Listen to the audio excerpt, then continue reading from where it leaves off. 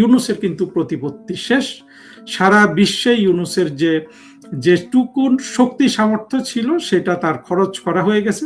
এখন কিন্তু পৃথিবীতে ইউনূস একা, এবং ভবিষ্যতে ইউনূসকে এর জন্য তা জবাবদিহি করতে হবে।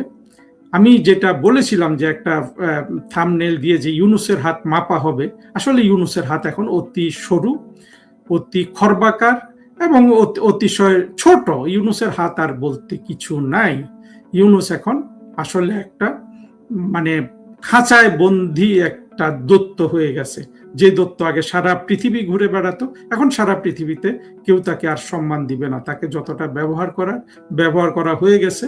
যুক্তরাষ্ট্র আর ইউনূসকে সেই যে বারবার তাকে ডেকে প্রেসিডেন্সিয়াল অ্যাওয়ার্ড দেয়া, মেডাল দেয়া, এগুলো কিন্তু আর যুক্তরাষ্ট্র করবে না। কারণ যুক্তরাষ্ট্র দেখেছে যে ইউনূস শুধু একজন বাটপারি না, এই বাটপার ছাড়া আসলে লোকটার আর কোনো গুণ নাই।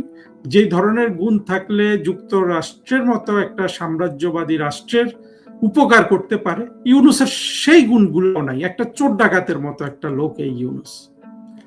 আর এই ইউনূসের যে দুর্দিন আসছে, আমি জানি না ইউনূস কতদিন বেঁচে থাকবে। সে যদি মোটামুটি আর 5-7 বছর আয়ু পায়, ইউনূস কিন্তু সবকিছুর হিসাব চুকিয়ে যেতে হবে। এবং ইউনূসের যত আত্মীয় স্বজন, ছেলে মেয়ে আছে দুটো, একটা তো সে আগেই ত্যায্য করেছে, এখন দেখি মাঝে মধ্যে তাদের সাথে সাক্ষাৎ হয়। আর বাংলাদেশেও তার একটা মেয়ে আছে, এরা আছে সবাই। কিন্তু দেখুন, এই লোকগুলার একটা জিনিস বুঝতে হবে যে ইউনূসের পেছনে আর কিচ্ছু নাই। তারেক রহমান কতদিন থাকবে সেটা তারেক রহমানের স্বার্থ যতদিন রক্ষা হয়। কিন্তু জননেত্রী শেখ হাসিনার পেছনে বাংলাদেশের মুক্তিযুদ্ধের পক্ষের সকল মানুষ কিন্তু আছে। বাংলাদেশের একটা বড় জনগোষ্ঠী, সেটা 10 কোটি বলেন 12 কোটি বলেন, বিতর্কের বিষয়। কিন্তু সত্য কথা হলো একটা বড় অংশ কিন্তু জননেত্রী শেখ হাসিনার সম্মান রক্ষা করার জন্য, তার সন্তানদের সম্মান রক্ষা করার জন্য কিন্তু, এবং জননেত্রী শেখ হাসিনার যেটুক সম্মান হানি হয়েছে সেই সম্মান হানির জবাব দেওয়ার জন্য, প্রতিশোধ নেওয়ার জন্য বাংলাদেশের কিন্তু একটা ব্যাপক সংখ্যক মানুষ আছে। চিন্তা করে দেখুন তো, বিপরীতে ইউনূসের জন্য কি সেটা কেউ করবে? এর মধ্যে আপনারা সবাই দেখেছেন, প্রধানমন্ত্রী শেখ হাসিনার কন্যা সাইমা ওয়াজেদ পুতুল, তাকে বেশ কয়েক মাস আগে তিনি যে WHO বা বিশ্ব স্বাস্থ্য সংস্থার রিজিওনাল ডাইরেক্টর ছিলেন, সে পদ থেকে ওনাকে ছুটিতে পাঠানো হয়েছিল। এই জিনিসটা আমাদেরকে আবার, এই ব্যাপারটা এখন নতুন করে কোথাও কোথাও একটু খবর হয়েছে, কিন্তু ব্যাপারটা দেখেন আমাদেরকে ওই জিনিসটা স্মরণ করিয়ে দেয় যে বঙ্গবন্ধু পরিবারের উপর কিভাবে 2024-এ আবার আক্রমণ হয়েছে। ইউনূস শুধু শেখ হাসিনাকে আক্রমণ করে ক্ষান্ত হয়নি, যেখানে যা কিছু পেরেছে বঙ্গবন্ধু পরিবারের নামে, প্রধানমন্ত্রী শেখ হাসিনার পুত্র কন্যাদের নামে তারা যত ধরনের মিথ্যা অপপ্রচার চালানো যায় চালিয়েছে। বিশেষ করে তখন যেহেতু সাইমা ওয়াজেদ পুতুল একটা গুরুত্বপূর্ণ দায়িত্ব পালন করছেন, তাকে তারা আক্রমণ করেছে। আক্রমণ করে বিভিন্ন ধরনের মিথ্যা বানোয়াট কাগজপত্র দিয়ে এই কাজটা করিয়েছে, এটাই এখন পরিষ্কার। কিন্তু WHO অবশ্যই পুতুলের প্রতি অন্যায় করেছে। তারা, আমরা তো আসলে ওইটা প্রতিষ্ঠিত করতে পারি নাই যে 2024-এ বাংলাদেশে একটা জঙ্গি উত্থান হয়েছিল। এটা আমাদেরকে ভবিষ্যতে অবশ্যই প্রতিষ্ঠিত করতে হবে। আর যা যা অন্যায় যে দিকে হয়েছে সেগুলোর প্রতিকার করতে হবে। আশা করি এখন শোনা যাচ্ছে যে যেসব রাষ্ট্র সাইমা ওয়াজেদ পুতুলকে ভোট দিয়েছিলেন এই নির্বাচনে, তারা পক্ষে দাঁড়াচ্ছে, এবং আমি আশা করি তারা যেন জোর দিয়ে দাঁড়ায়। এই অন্যায়টা তো ইউনূস শুধু পুতুলের প্রতি করেনি, অন্যায়টা সে করেছে যে রাষ্ট্রগুলো তাকে ভোট দিয়েছিল তাদের প্রতিও। ফলে এই রাষ্ট্রগুলোরও কিন্তু একটা নৈতিক দায়িত্ব হয়ে যায় পুতুল যাতে ন্যায় বিচার পান সেটা নিশ্চিত করা। আর এই সব WHO এর যে সেক্রেটারি জেনারেল না ডাইরেক্টর জেনারেল বলে, ডক্টর তেদ্রোস, এই লোক এক সময় ইথিওপিয়ার ফরেন মিনিস্টার ছিল। তো এই ধরনের লোকজন অনেকেই কিন্তু এদের ইউনুসের প্রতি অনেক ধরনের আপনার মোহ আছে, সেগুলো এখানে কাজ করছে কি করছে না সেই বিষয়ে আসলে মন্তব্য করতে যাচ্ছি না। কিন্তু বিষয় হলো যে ইউনুস কিন্তু তার যত দূর করা যায় জননেত্রী শেখ হাসিনাকে, তার সম্মানকে ক্ষতিগ্রস্ত করার জন্য সবকিছু সে করেছে। আপনাদের মনে আছে কিনা যে ইউনুস কিন্তু ওই যে তারেক রহমান সাহেবের সাথে যখন বৈঠক করেছেন তখন এক সপ্তাহ গিয়ে ব্রিটেনে বসেছিল, সেখানে সে দুদকের চেয়ারম্যান নিয়ে গিয়েছিল, অনেক বাংলাদেশ ব্যাংকের গভর্নর সবাইকে নিয়ে গিয়ে বসেছিল। কি ছিল, যাওয়ার আগে সে বলে গেছে যে সে কি করছে, যে $5 বিলিয়ন টিউলিপ সিদ্দিক ঘুষ নিয়েছে রাশিয়া থেকে, সেটা উদ্ধার করার জন্য সে গেছে। দেখেন আজ পর্যন্ত $1 কেউ কিন্তু উদ্ধার করে দেখাতে পারেনি। বাংলাদেশের মানুষ ওই জিনিসটাই জানে যে বাংলাদেশে এই পর্যন্ত বিদেশে পাচার করা অর্থ ফিরে এসেছে মাত্র 2 জন ব্যক্তির, একজন তারেক রহমান আর একজন তারেক রহমানের ভাই আরাফাত রহমান কোকো। কিন্তু দেখেন বদনাম দুর্নাম এগুলা দেওয়ার ক্ষেত্রে সবসময় বঙ্গবন্ধুর ফ্যামিলিকে দেয়া। বাংলাদেশের মানুষ এই যে স্বাধীনতা বিরোধী জঙ্গি গোষ্ঠী যারা 1971 সালে পরাজিত হয়েছিল, তারা কিন্তু শুরু থেকেই একেবারে অত্যন্ত সুচতুরভাবে বঙ্গবন্ধুর সন্তানদের, বঙ্গবন্ধুর ছেলে মেয়েদের, তাদের পরিবারের সদস্যদের নানানভাবে অপবাদ দিয়ে গেছে। আমরা কিন্তু শেখ কামালের অপবাদ আমরা জানি, শেখ জামাল সম্পর্কে অত শোনা যায় না, কিন্তু সুযোগ পেলে যেহেতু শেখ কামালের অবশ্যই বড় একটা ভূমিকা রাখার সুযোগ ছিল, তিনি বেঁচে থাকলে তাকে আগে থেকেই কিন্তু ক্যাম্পেইন করে তাকে তার ভাবমূর্তিকে ক্ষুণ্ণ করেছে।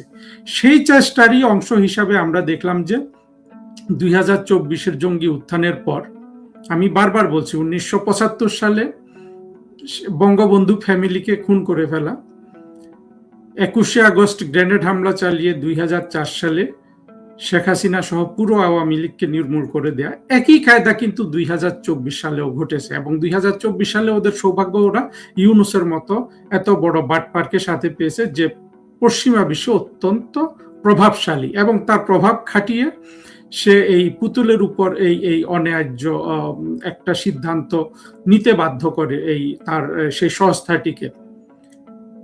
পুতুল এখানে অন্যায়ের শিকার হয়েছেন। আমাদের সবার উচিত কিন্তু পুতুলের পাশে দাঁড়ানো। পুরো আমরা যারা বাংলাদেশের অন্তত মুক্তিযুদ্ধের পক্ষের মূলধারাই তো বাংলাদেশের আসল শক্তি, অন্য শক্তি তো আসলে বাংলাদেশে থাকবে না। 2024-এর আক্রমণটা দেখেন আরো ব্যাপক। এই ব্যাপকতা কি, যে এটা জঙ্গিরাই বলে, অর্থাৎ 2024-এ যারা জঙ্গি কোয়ালিশন করেছে তারাই কিন্তু ওই জিনিসটা নিয়ে আসে যে বাইতুল মোকাররমের খতিবও পালিয়ে গেছে, এইভাবে কিন্তু ওরা কথাটা বলে। কিন্তু সত্য কথাটা হলো যে আক্রমণটা এত ভয়ানক ছিল যে একটা মসজিদের ইমামও কিন্তু নিরাপদ বোধ করেনি, সে আপনার নিরাপদ আশ্রয়ে যেতে বাধ্য হয়েছিল। এমন একটা আক্রমণ কিন্তু 2024-এর জঙ্গিরা করেছিল। এই আক্রমণ করে ওরা আবার ওই কথাটা বলার সুযোগ পাচ্ছে যে বাইতুল মোকাররমের খতিবও পালিয়ে গেছে। তার মানে হলো যে অন্যায় না করলে কেন সে পালিয়ে যাবে? বাইতুল মোকাররমের খতিব কি অন্যায় করতে পারে? ওয়াজে হয়তো ভুলভাল কিছু বলতে পারে, এছাড়া বাইতুল মোকাররমের খতিবের কি অন্যায় করার আছে যে মানে মানুষ প্রশ্নও করে না যে বাইতুল মোকাররমের খতিবটা কেন সে নিরাপদ আশ্রয়ে চলে যায়? কারণ সে নিরাপত্তাহীনতায় ভুগছিল, তাকে তখন পেলে মেরে ফেলা হতো। কারণ হলো শেখ হাসিনার সময়ে যে কোনো নিয়োগ, যে কোনো শেখ হাসিনার সমর্থক বা এগুলো পেলে, আওয়ামী লীগের সমর্থক পেলে যে কোনো জায়গায় তখন তাকে মেরে ফেলা হতো। অর্থাৎ আক্রমণের মাত্রাটার কথা আমাদের বলতে হবে। কিন্তু জঙ্গিরা এটা বলে বেড়ায় যে তাহলে মসজিদের খতিব কেন পালিয়ে যাবে? আরে বাবা, পালিয়ে তো গেছে, তোমরা তো সুনির্দিষ্ট লক্ষ্য নিয়ে কিন্তু জঙ্গি উত্থানটা করেছ যে বাংলাদেশ থেকে শেখ হাসিনার বংশধরকে আরেকবার নির্বংশ করার অ্যাটেম্প্ট তোমরা নিয়েছ। এর আগে শেখ হাসিনার উপর তো অ্যাটেম্প্ট অনেকবার নেওয়া হয়েছে, আপনারা সেটাও জানেন। তা আমি যেটা ভাবছি এই ব্যাপারে, আমার মূল বক্তব্য হলো কিন্তু ইউনুসের ব্যাপারে। দেখেন আজকে ইউনুসের কি আছে সারা পৃথিবীতে? ইউনুসের যা প্রভাব প্রতিপত্তি ছিল, যা সে অর্জন করেছিল, সব কিন্তু সে কিন্তু খরচ করে ফেলেছে। সে খরচ করে সায়মা ওয়াজেদ পুতুলের বিরুদ্ধে সে অন্যায্য একটা সিদ্ধান্ত বাস্তবায়নে সক্ষম হয়েছে। সে টিউলিপ সিদ্দিকের ভাবমূর্তি ক্ষুণ্ণ করার অ্যাটেম্প্ট নিয়েছিল, সেটা সফল হয় নাই। কারণ হলো যে যুক্তরাজ্য একটা প্রতিষ্ঠিত দেশ, সেখানে তার কোনো রাজনীতিবিদ যদি দুর্নীতির দায়ে অভিযুক্ত হয়, সেটা যেমন একদিকে তারা যেমন সেখানে অ্যাকশন নেয়, তেমনি তারা সেটা খতিয়ে দেখে। যুক্তরাজ্যের মতো দেশে যেখানে 20-30 পাউন্ড আপনি রাখতে পারবেন না, যেটার আপনার হিসাব নাই, সেখানে $5 বিলিয়ন একটা মানে এইরকম ঘুষ নিয়েছে বলে তারা টিউলিপ সিদ্দিকের বিরুদ্ধে তারা মিথ্যা অপপ্রচার দিল। কিন্তু যুক্তরাজ্যে এই ধরনের কথা যদি সত্য হতো, টিউলিপ সিদ্দিক তো আজ এমপিও থাকতে পারতেন না। তিনি সসম্মানে তার বিরুদ্ধে আনিত অভিযোগের যাতে তদন্ত ভালোভাবে করা যায়, তিনি মন্ত্রী ছিলেন, মন্ত্রীর পদ থেকে পদত্যাগ করেছেন। কিন্তু পরবর্তীতে দেখেন এই টিউলিপ সিদ্দিকের কিন্তু আর কোনো ক্ষতি হয় নাই, কিন্তু তাকে তো হয়রানি করা গেছে, তার উপর অন্যায় হয়েছে। সে অন্যায়ের প্রতিবাদ আমাদের করে যেতে হবে। এই যে দেখেন, শেখ হাসিনা থেকে শুরু করে আওয়ামী লীগের নেতা কর্মীদের বিরুদ্ধে যত ধরনের অভিযোগ আনে, আজ পর্যন্ত পৃথিবীর কোথাও তারা একটা অভিযোগ প্রমাণ করতে পারে নাই। তারা $234 বিলিয়ন বলেছে আওয়ামী লীগের লোকজন পাচার করেছে। দেখুন তো, $1 যদি ফিরে মানে তারা এনে দেখাতো, তখন না হয় কথা ছিল। $234 বিলিয়ন পাচার হলে মাসে কত হয়, বছরে কত হয়? এই ডলার পাচার রোধ হলে বাংলাদেশের অর্থ, আজকে তো যে রিজার্ভ, যে ফরেন কারেন্সি রিজার্ভ, যেটা নিয়ে ইউনুসের সাঙ্গপাঙ্গরা খুব গর্ব করে, সেটা তো $100 বিলিয়ন হয়ে যাওয়ার কথা, $60 বিলিয়ন হয়ে যাওয়ার কথা, যদি সত্যি সত্যি আওয়ামী লীগের লোকজন এত বিলিয়ন পাচার করে থাকে। ইউনুসের সাঙ্গপাঙ্গরা একটা গর্ব দেখায় যে রিজার্ভ ওরা একটা ভালো জায়গায় নিয়ে রেখে গেছে। কত বলে, কেউ 30, কেউ 32, 22, 20, যাই হোক। এসব তথ্যের চেয়ে বড় কথা হলো, দেখুন, রাষ্ট্রের যাবতীয় কার্যক্রম ইউনুস বন্ধ করে রেখেছিল, ডেভেলপমেন্ট কার্যক্রম বন্ধ করেছিল, কল কবজা আমদানি বন্ধ করে রেখেছিল, হ্যাঁ, নিত্য প্রয়োজনীয় সব জিনিস আমদানি, এমনকি হামের টিকাটাও সে আনে নাই সেখানে, যেহেতু সে চুরি করতে পারেনি। আজও হামে শিশু মারা যাচ্ছে, অথচ বাংলাদেশের মানুষ এখনো ইউনুসকে সহ্য করে যাচ্ছে। এটাও আমার কাছে অবাক লাগে। কিন্তু দেখেন, ইউনুসের কিন্তু প্রতিপত্তি শেষ। সারা বিশ্বে ইউনুসের যেটুকুন শক্তি সামর্থ্য ছিল, সেটা তার খরচ করা হয়ে গেছে। এখন কিন্তু পৃথিবীতে ইউনুস একা, এবং ভবিষ্যতে ইউনুসকে এর জন্য তা জবাবদিহি করতে হবে। আমি যেটা বলেছিলাম যে একটা থাম্বনেল দিয়ে যে ইউনুসের হাত মাপা হবে, আসলে ইউনুসের হাত এখন অতি সরু, অতি খর্বাকার এবং অতিশয় ছোট। ইউনুসের হাত আর বলতে কিছু নাই। ইউনুস এখন আসলে একটা মানে খাঁচায় বন্দী একটা দৈত্য হয়ে গেছে। যে দৈত্য আগে সারা পৃথিবী ঘুরে বেড়াতো, এখন সারা পৃথিবীতে কেউ তাকে আর সম্মান দিবে না। তাকে যতটা ব্যবহার করা হয়ে গেছে। যুক্তরাষ্ট্র আর ইউনুসকে সেই যে বারবার তাকে ডেকে প্রেসিডেন্সিয়াল অ্যাওয়ার্ড দেয়া, মেডাল দেয়া, এগুলো কিন্তু আর যুক্তরাষ্ট্র করবে না। কারণ যুক্তরাষ্ট্র দেখেছে যে ইউনুস শুধু একজন বাটপারি না, এই বাটপার ছাড়া আসলে লোকটার আর কোনো গুণ নাই। যে ধরনের গুণ থাকলে যুক্তরাষ্ট্রের মতো একটা সাম্রাজ্যবাদী রাষ্ট্রের উপকার করতে পারে, ইউনুসের সেই গুণগুলো নাই। একটা চোর ডাকাতের মতো একটা লোক এই ইউনুস। আর এই ইউনুসের যে দুর্দিন আসছে, আমি জানি না ইউনুস কতদিন বেঁচে থাকবে। সে যদি মোটামুটি আর 5-7 বছর আয়ু পায়, ইউনুস কিন্তু সবকিছুর হিসাব চুকিয়ে যেতে হবে। এবং ইউনুসের যত আত্মীয় স্বজন, ছেলে মেয়ে আছে দুটো, একটা তো সে আগেই ত্যায্য করেছে, এখন দেখি মাঝে মধ্যে তাদের সাথে সাক্ষাৎ হয়। আর বাংলাদেশেও তার একটা মেয়ে আছে, এরা আছে সবাই। কিন্তু দেখুন, এই লোকগুলার একটা জিনিস বুঝতে হবে যে ইউনুসের পেছনে আর কিচ্ছু নাই। তারেক রহমান কতদিন থাকবে সেটা তারেক রহমানের স্বার্থ যতদিন রক্ষা হয়। কিন্তু জননেত্রী শেখ হাসিনার পেছনে বাংলাদেশের মুক্তিযুদ্ধের পক্ষের সকল মানুষ কিন্তু আছে। বাংলাদেশের একটা বড় জনগোষ্ঠী, সেটা 10 কোটি বলেন, 12 কোটি বলেন, বিতর্কের বিষয়। কিন্তু সত্য কথা হলো, একটা বড় অংশ কিন্তু জননেত্রী শেখ হাসিনার সম্মান রক্ষা করার জন্য, তার সন্তানদের সম্মান রক্ষা করার জন্য কিন্তু, এবং জননেত্রী শেখ হাসিনার যেটুক সম্মানহানি হয়েছে সেই সম্মানহানির জবাব দেওয়ার জন্য, প্রতিশোধ নেওয়ার জন্য বাংলাদেশের কিন্তু একটা ব্যাপক সংখ্যক মানুষ আছে। চিন্তা করে দেখুন তো, বিপরীতে ইউনূসের জন্য কি সেটা কেউ করবে? করবে না তো। ইউনূসের জন্য ততদিনই করেছে মানুষ যতদিন ইউনূসের আসল চেহারাটা বাংলাদেশের মানুষের সামনে প্রতিষ্ঠিত হয় নাই। এখন তো আসল চেহারা প্রতিষ্ঠিত হয়ে গেছে। তারপরে ইউনূসের যে ওয়েস্টার্ন ব্যাকাররা আছে তারা দেখেছে যে এটা আসলেই একটা good for nothing, completely good for nothing. এমনিতে তো সে মন্দ লোক, সে একজন দস্যু, প্রতারক, চোর, লোভী, কিন্তু অন্য দিক থেকে কিন্তু তার কোনো কোয়ালিটি নাই, যে কোয়ালিটিটা থাকলে একটা মানুষ কোনো না কোনো জায়গায় কারো না কারো উপকারে আসতে পারে। সবকিছু ইউনূসের বের হয়ে গেছে না? সেই জিনিসটা আমরা আরো দেখব। ইউনূসের অপমানের কোনো শেষ হবে না। পুতুলকে অপমানের চেষ্টা করা হয়েছে, সেই অপমান পুতুলের গায়ে লাগেনি, কারণ কোনো কিছু তো কেউ প্রমাণ করতে পারেনি। আমরা এমনও শোনা যাচ্ছে যে পুতুলের বিরুদ্ধে তারা কোনো তদন্তও করেনি। পুতুলই এখন ভবিষ্যতে ব্যবস্থা নিতে পারবে। আর ইউনূসের পাশাপাশি যেসব আন্তর্জাতিক অঙ্গনে যেসব লোকজন ইউনূসের হয়ে বাংলাদেশের ক্ষতি করেছে তাদেরকেও কিন্তু বাংলাদেশের আদালতে তাদের বিচার করা হবে।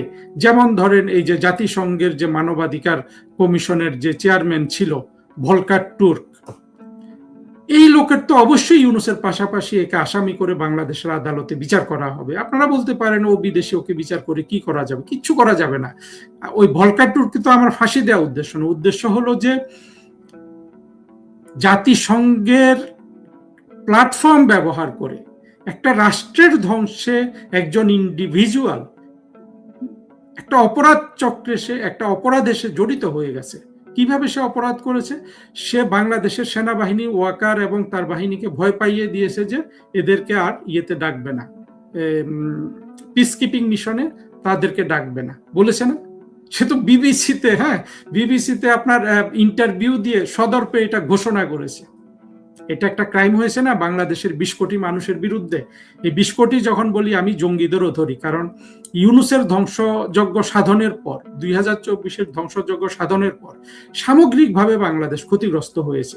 এই দেশে যাদের ভাত কাপড়ের ব্যাপার আছে, এই দেশে যাদের রুজি রোজগারের ব্যাপার আছে, বসবাসের নিরাপদে বাস করার প্রশ্ন আছে, তাদের সবার স্বার্থকে কিন্তু ইউনূস ক্ষুণ্ণ করেছে।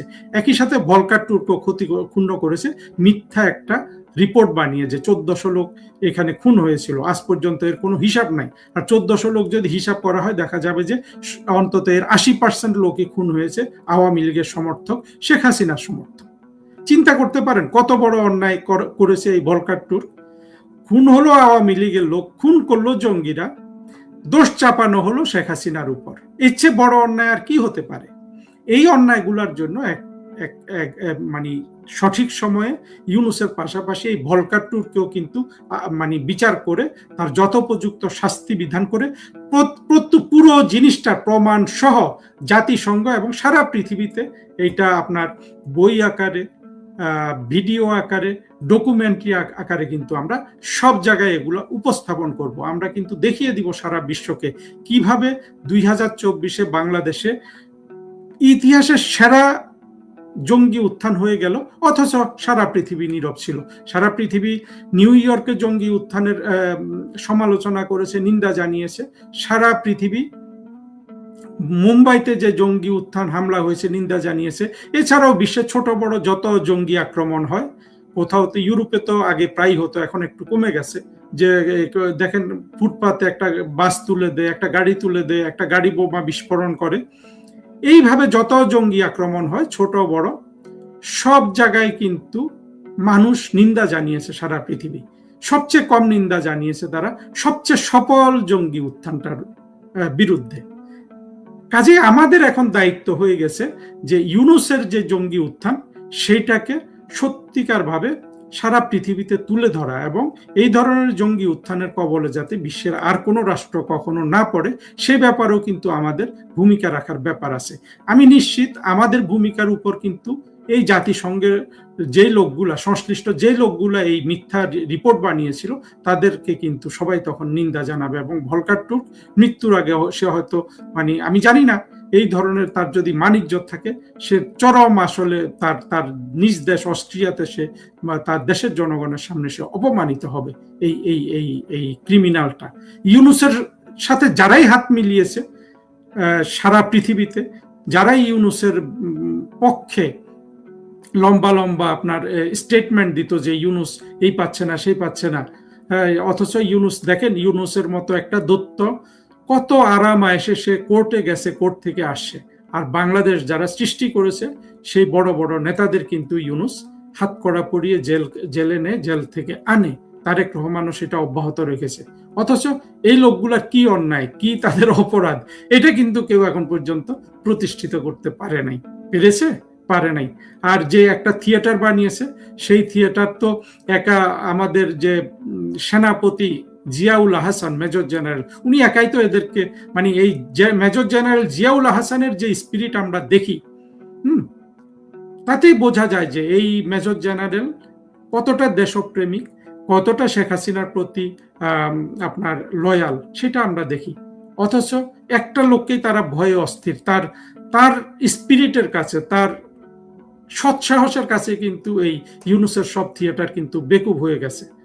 ফলে আমাদের উচিত মেজর জেনারেল জিয়াউল হাসানের পাশে দাঁড়ানো, বঙ্গবন্ধু কন্যা শেখ হাসিনার পাশে দাঁড়ানো, তার সন্তান জয়, পুতুল, শেখ রেহানা, তাদের সন্তান, এটা সবার পাশে দাঁড়ানো কিন্তু আমাদের নৈতিক দায়িত্ব। যত ধরনের অপপ্রচার দিচ্ছে, দিন দিন প্রমাণিত হচ্ছে যে এই অপপ্রচারগুলো শুধু অপপ্রচারের কারণে। মূল কারণ হলো যে যাতে বাংলাদেশের মুক্তিযুদ্ধের পক্ষে শক্তি পরাজিত থাকে এবং 1971 সালে যে তারা পরাজিত হয়েছিল, সেই পরাজয়ের যে বিজয়, সেই পরাজয়ের যে প্রতিশোধ, এগুলা যেন চিরস্থায়ী হতে পারে। আমাদেরকে এই ফাঁকটা বুঝতে হবে।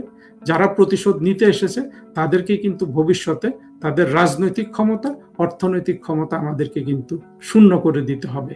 এই আলোচনাটা করার ইচ্ছা ছিল বন্ধুরা। পাশাপাশি আরো কয়েকটা খবর দেখেছেন, সব হাসির খবর। একটা হলো যে এখন আমি জানি না, ফরেন মিনিস্ট্রি এখনো ডিক্লেয়ার করেনি, তারেক রহমান সাহেব নাকি 23 তারিখ 24 তারিখ ভারত যাবেন। জানি না, তিনি হয়তো যাবেন, কিন্তু তিনি এত নাটক করলেন যে এই ভিজিটটা নিয়ে দুই দিকে ভারতে বাংলাদেশে এত আলোচনা, এত কন্টেন্ট ক্রিয়েট, মানে এটা তারেক রহমান সাহেবের সার্থকতা বলা যায় যে গত 2 সপ্তাহ এটা নিয়ে পুরো সোশ্যাল মিডিয়া, মোটা দাগে সোশ্যাল মিডিয়া এটা নিয়ে ব্যস্ত ছিল। কিন্তু বাংলাদেশের তো ক্ষতি হলো। বাংলাদেশের সাথে ভারতের কতগুলো বিষয় জড়িত, সেই আপনার গঙ্গার পানি বন্টন চুক্তি থেকে শুরু করে সবকিছুকে হোস্টেজ রেখে তারেক রহমান সাহেব শুধু বাংলাদেশ সমাজের যে জঙ্গি অংশটা, তাদের দিকে চেয়ে চেয়ে তারেক রহমান সাহেব এখন ভারত সম্পর্কে কথা বলেন। তার মন্ত্রী, প্রতিমন্ত্রী এরা কথা বলে। আজকে আবার দেখা গেল যে পররাষ্ট্র মন্ত্রণালয়ে 2 জন প্রতিমন্ত্রী হয়ে গেছে। জানি না এটা আর এইরকমই থাকবে কিনা, 1 জন মন্ত্রী 2 জন প্রতিমন্ত্রী। বাংলাদেশে এটা আপনারা জানেন, আমি এর আগেও বলেছি যে এটা বাংলাদেশে খুব একটা কার্যকর হতে দেখা যায় না। যদিও পররাষ্ট্র মন্ত্রণালয়ে 1 জন মন্ত্রী 2 জন প্রতিমন্ত্রীর কাজের শেষ নাই করলে, কিন্তু কাজ তো তারা কখনো অর্গানাইজড ওয়েতে করে না। একজন মানে এক কাজ 3 জন মিলে করে, 3 জন 3টা করতে পারে, সেইভাবে হয় না আসলে। আর একজন আরেকজনের উপর খবরদারি করে। আরেকটা সমস্যা হয় কি, সবাই আমলাতন্ত্রের যে অংশটা 3 জনই ওদের কাছেই যাবে। অর্থাৎ একটা ডিজির কাছে আগে মন্ত্রী গেলে এখন প্রতিমন্ত্রী 2টা 3 জন যাবে। ফলে মন্ত্রণালয়ের ব্যুরোক্রেটিক যে অংশটা, ওদের কাজকর্মটা জটিল হয়ে যায়। অর্থাৎ 3 জন নেতা থাকলে একটা জিনিস এক্সপার্ডাইটেড হওয়ার পরিবর্তে, একটা মন্ত্রণালয়ের গতি আসার পরিবর্তে স্থবিরতা আসে। তো এগুলা বুঝেও যখন তারেক রহমান সাহেব, বোঝেন কি বোঝেন না জানি না, আর নাকি আরেকটা জিনিস যে 2 জন প্রতিমন্ত্রী করা হয়েছে, খলিল সাহেব বিদায় নিতে পারেন, কোনো কিছু বোঝা যাচ্ছে না। তবে খলিল সাহেব বিদায় নিলে যেটা হবে যে এই মন্ত্রণালয়টা পুরোপুরি একটা হাস্য তামাশার জায়গা হয়ে যাবে। অবশ্য সেই ক্ষেত্রে তারেক রহমান বাধ্য হবেন সিনিয়র কাউকে এখানে বসাতে, কারণ যেই 2 জন আছে, বিশেষ করে হুমায়ুন কবিরের হাতে এটা পড়লে তো এটার কি অবস্থা হবে সেটা আসলে আমরা সবাই বুঝতে পারছি। এমন অবস্থা হবে যে সেটা তখন প্রধানমন্ত্রী তারেক রহমানকে সেখানে ইন্টারভিন করতে হবে। যাই হোক বন্ধুরা, সকালের বেলায় এই আয়োজন মানে এইটা ছিল আলোচনা করার। তারপরেও আপনারা দেখছি অনেকে কিন্তু যুক্ত হয়েছেন, আমি এতটা আশা করিনি। আপনাদের এই যুক্ত হওয়া দেখে আমি কিন্তু অনুপ্রাণিত হচ্ছি। প্রতিদিন সকাল এবং বিকালে যে আপনাদের সামনে আসি, আপনারা সংযুক্ত থাকলে কিন্তু আমি খুশি থাকি। আমার আর কিছু লাগে না, কারণ আমরা সবাই মিলে বাংলাদেশটাকে এই যেই দস্যুতন্ত্রের হাতে বাংলাদেশ পড়ে গেল, যে জঙ্গিতন্ত্রের হাতে বাংলাদেশ পড়ে গেল, সেখান থেকে আমাদের বাংলাদেশ কিন্তু উদ্ধার করতে হবে। দেখি আপনাদের ইয়েগুলো পড়ি কিছু কিছু। হ্যাঁ, একজন লিখেছেন যে ব্রিটিশ রাষ্ট্রদূত ক্ষতি করেছে। আসলে পিটার হাস ব্রিটিশ রাষ্ট্রদূত, জানেন এই জিনিসটা সবসময় মনে রাখবেন, বিদেশিরা বাংলাদেশের কোনো ক্ষতি করতে পারবে না যদি আমরা বাংলাদেশ থেকে স্বাধীনতা বিরোধী 1971 সালের পরাজিত শক্তি, তাদেরকে যদি আমরা সত্যিকারের পরাজয়ের স্বাদটা দিতে পারি। এরা আছে বলেই কিন্তু বিদেশিরা এদের সাথে এসে হাত মিলিয়ে শক্তিশালী করে ফেলে, যেটা আবার আমরা সব সময় প্রজ্ঞা দিয়ে মোকাবেলা করতে পারি না, যেটা আমরা 2024 সালে পারি নাই। 2024 সালে আমরা যদি যথেষ্ট সচেতনতার সাথে মোকাবেলা করতাম, তাহলে এদেরকে আসলে পরাজয় করা আমি অন্তত কঠিন মনে করি না। ফলে পিটার হাসকে দোষ দেয়া, কিংবা ব্রিটিশ রাষ্ট্রদূতকে দোষ দেয়া, মার্কিন যুক্তরাষ্ট্রকে দোষ দেয়া, ভারত, চীন এদেরকে দোষ দেয়া, এইটা অনেকটা এটা বলবো আমি, এটা জঙ্গিদের আপনার একটা অভ্যাস। আমরা সেই অভ্যাসে থাকবো না। আমরা নিজেদের দায়িত্ব নিজেরা নিতে শিখবো। বাংলাদেশের মুক্তিযুদ্ধের পক্ষের যে চেতনা, যে আমাদের যে মূল্যবোধ, এটা এতটাই শক্তিশালী যে আমরা নিজেদের দায়িত্ব নিজেরাই নিতে পারি। দেখেন, তারেক রহমান সাহেবের এখন প্রোটেকশনের জন্য মার্কিন যুক্তরাষ্ট্রকে দরকার, বা চীনকে দরকার, বা ভারতের সাথে ওনার সম্পর্ক উনি যেভাবে এগিয়ে নিয়ে যাচ্ছেন, নিশ্চয়ই তো তিনি অন্য কোনো তৃতীয় দেশের সাহসে তিনি সেটা করছেন। এটা নিশ্চিত থাকতে পারেন যে কোনো না কোনো দেশের উনি সাহসটা পাচ্ছেন যে ভারতের সাথে যাই করুক অন্য কোনো রাষ্ট্র, সেটা চীন হোক, মার্কিন যুক্তরাষ্ট্র হোক, তাকে পেছন থেকে সমর্থন দিবে। কিন্তু এটা তো কোনো স্বাধীন সার্বভৌম রাষ্ট্রের একজন প্রধানমন্ত্রীর জন্য সম্মানজনক নয়, রাজনৈতিক দলের জন্য সম্মানজনক নয়। প্রধানমন্ত্রী শেখ হাসিনা সেই সম্মানজনক স্থানটা ধরে রেখেছিলেন বলে তিনি এই শত্রুতার শিকার হলেন, এবং মূল শত্রুতাটা এসছে কিন্তু বাংলাদেশের স্বাধীনতা বিরোধীদের পক্ষ থেকে। তাদের সাথে মার্কিনীরা গিয়ে যুক্ত হয়ে তাদের শক্তিটা বাড়িয়ে দিল, এবং নানান ধরনের ষড়যন্ত্রের কাছে। এবং সর্বোপরি জেনারেল ওয়াকার, সে যেহেতু নিজেই একজন জঙ্গি, তার বেইমানির ফলে, তার বাহিনীর বেইমানির ফলে, এবং আমি এর আগে একটা ভিডিওতে বলেছিলাম, আপনারা নিশ্চয়ই খেয়াল করেছেন, যে এই জেনারেল ওয়াকারের সিনিয়র যে জঙ্গি ইকবাল করিমের আমল থেকে অত্যন্ত সুচতুরভাবে প্রচুর স্বাধীনতা বিরোধীদের সেনাবাহিনীতে ঢোকানো হয়েছে। আওয়ামী লীগ সেটা দুঃখের বিষয় যে খেয়াল করেনি। এবং আওয়ামী লীগ ছাড়া তো বাংলাদেশের মুক্তিযুদ্ধের পক্ষের কোনো রাজনৈতিক দল নাই। আওয়ামী লীগের যারা সমর্থক নেতা কর্মী আছেন, তাদেরকে যথেষ্ট ভালোভাবে প্রস্তুত নিতে হবে। প্রত্যেকের একটা সন্তান যাতে সেনাবাহিনীতে যায়, সেটার জন্য আপনারা নিজেদের সন্তানদের প্রস্তুত করুন, মোটিভেটেড করুন। এইটা করতেই হবে, কারণ বাংলাদেশের সেনাবাহিনী দেখা যায় যে রাষ্ট্রের বিপদের সময় কখনো ভালো ভূমিকা নিয়েছে, কখনো মন্দ ভূমিকা নিয়েছে, কিন্তু 2024-এ তারা যেই ভূমিকাটা নিয়েছে সেটা সেনাবাহিনীর ভাবমূর্তি নষ্ট করেছে এবং বাংলাদেশকে এত বড় ক্ষতির মুখে ফেলে দিয়েছে। সেই জিনিসটা মনে রেখে আওয়ামী লীগের সমর্থক, আওয়ামী লীগের বা বাংলাদেশের মুক্তিযুদ্ধের চেতনায় বিশ্বাসী যারা আছেন, সকল মাতা পিতার প্রতি আমার আহ্বান, আপনারা অন্তত একটা সন্তানকে আপনারা সামরিক বাহিনীগুলোতে যাওয়ার জন্য অনুপ্রাণিত করবেন। Army, navy, air force. আমরা দেখেছি নেভির যে নাজমুল ছিল, সেও জঙ্গি। অর্থাৎ সেনাবাহিনীতে যদি আমরা সত্যিকারের মুক্তিযুদ্ধের পক্ষের, মুক্তিযুদ্ধের চেতনায় শক্তিমান ছেলে মেয়েদের নিয়োগ না দিতে পারি, এটা তো আমাদের জন্য ব্যর্থতা হবে। অতীতের মতো আর কিছুতেই করা যাবে না। সরকার আওয়ামী লীগের, চাকরি পাবে জামাত। এই ঘটনা বাংলাদেশে যেন ভবিষ্যতে আর না হয়। কিন্তু এটা কখন হয়? যখন আপনি আপনার সন্তানকে যদি মোটিভেটেড না করেন যে না, তোমাকে একটা আর্মির জেনারেল হতে হবে, তোমাকে সেনাবাহিনীতে যেতে হবে। এই জিনিসটা আপনারা মোটিভেটেড করতে থাকেন। বাংলাদেশকে এমনভাবে সাজাতে হবে যে বাংলাদেশে মুক্তিযুদ্ধের চেতনায় বিশ্বাস করে না এমন কেউ যেন বাংলাদেশের সরকারি চাকরিতে আর ঢুকতে না পারে।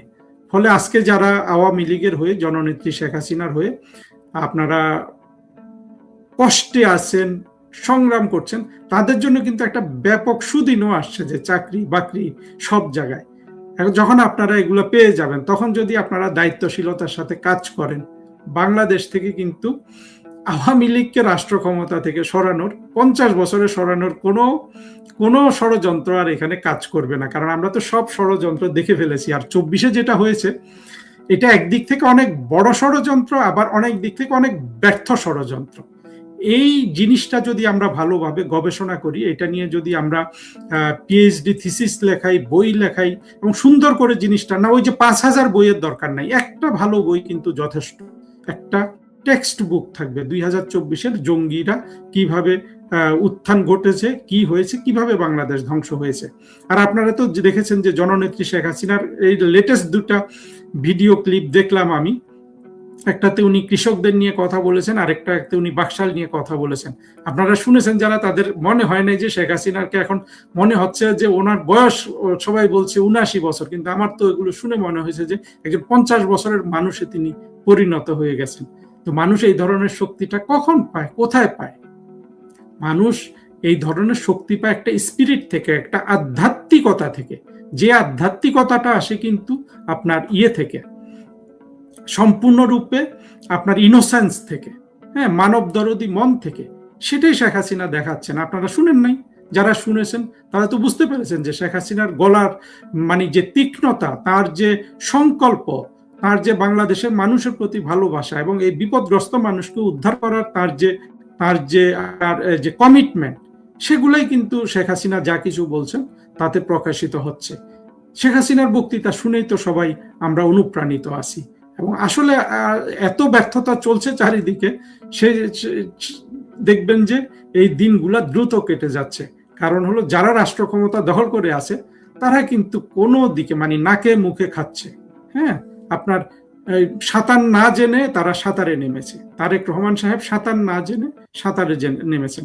তিনি সাঁতারটা জানেন না, অর্থাৎ রাষ্ট্র পরিচালনার ব্যাপারে তিনি 2001 থেকে 6 সাল পর্যন্ত আমরা ভেবেছিলাম তিনি রাষ্ট্র পরিচালনার অনেক কিছু শিখেছেন। আসলে দেখা যাচ্ছে যে উনি তেমন কিছু শিখতে পারেননি এবং ওনার অনেক লিমিটেশনস তখন ধরা পড়েছিল, এখনো সেটা।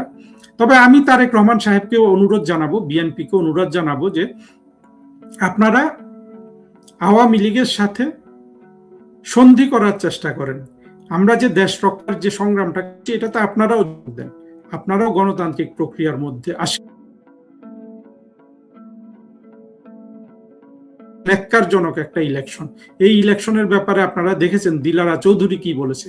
দিলারা চৌধুরী বলেছে যে এই যে জামাতের পাওয়া সিটগুলো বিএনপিকে দিয়ে দেওয়া হয়েছে। ইলেকশন নিয়ে অনেক আমি আলাদা এক জায়গায় একটা বক্তব্য রাখবো চিন্তা করছি, কিন্তু এই ইলেকশনটা হলো বাংলাদেশের ইতিহাসের সবচেয়ে নিকৃষ্ট একটা ইলেকশন ছিল। সেই ইলেকশনে ক্ষমতা এসে তারেক রহমানের লোকজন বলছে যে 2/3 মানুষের ভোট পেয়েছে। 2/3 মানুষের ভোট পেলে আমরা যে বাংলাদেশের অন্তত অর্ধেক মানুষ এই নির্বাচন প্রক্রিয়ার বাইরে ছিলাম, তাদের ভোটের কি হবে? সেটা আপনি হিসাব করবেন না মিস্টার তারেক রহমান? আমার মনে হয় আপনি এইসব হিসাব করে আপনি, আপনার দল, তারা সবাই, আমি শুধু শুভকামনা করতে পারি আপনাদের জন্য। আপনারাও রাজনীতিতে টিকে থাকুন, 5 বছর আপনারা শাসন করুন, 5 বছর আওয়ামী লীগ শাসন করুক, কিন্তু অন্তত বাংলাদেশটা বাঁচুক। সেটা করতে হলে আপনাদের যে ঐতিহাসিক যে ভুলগুলো ছিল, সবচেয়ে বড় ভুল তো ছিল আপনার তারেক রহমান সাহেবের ব্যক্তিগত 21শে আগস্টের গ্রেনেড হামলা। উনি করেন নাই, উনি বলছেন, সেটা মেনে নিল, বিচার কেন করলেন না? কিন্তু আবার আদালতে তো প্রমাণ হয়েছে যে আপনি জড়িত ছিলেন। তো এইগুলা ভেঙ্গে এই ধরনের কার্যক্রম আপনারা অতীতে গঠন করে আপনারা কিন্তু যথেষ্ট বেগ পেয়েছেন, একটা সুযোগ পেয়েছেন। সেই সুযোগটাকে আসলে কাজে লাগান এবং সেটা কাজে লাগিয়ে চলে আসুন, এই দেশটাকে বাঁচানোর কাজে হাত দিন। এখন আপনি আছেন বাতাসের উপর, আপনি ভারতের চোখে চোখ রেখে কথা বলছেন, দেশের কোনো ধরনের আপনি কোনো উন্নতি করতে পারছেন না। এটা তো প্রধানমন্ত্রী হিসাবে কি আপনার জন্য ভালো? তারেক রহমান সাহেব, আপনার প্রতি আমি এই প্রশ্নটা রাখলাম।